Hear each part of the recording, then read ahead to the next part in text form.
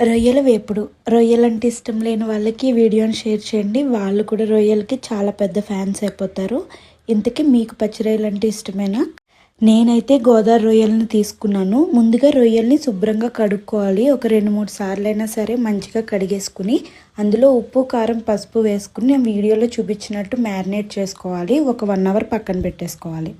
Next ఒక fry pan తీసుకుని అందులో ఆయిల్ వేసుకుని పచ్చిరొయ్యలను వేసేసి కాసేపు అటు ఇటు తిప్పుకున్నాక ఒక హాఫ్ లెమన్ని కూడా పిండేసుకుని ఉల్లిపాయలు, పచ్చిమిర్చి, కరివేపాకు, అల్లం వెల్లుల్లి పేస్ట్ వేసుకుని ఒక 5 మినిట్స్ కుక్ చేసేసుకున్నాక లాస్ట్లో ధనియాల పౌడర్, జీరా పౌడర్, గరం మసాలా వేసుకుని ఫ్రెష్గా కట్ చేసుకుని కొత్తిమీర వేసేసుకుంటే రొయ్యల వేపుడు రెడీ అయిపోతుంది.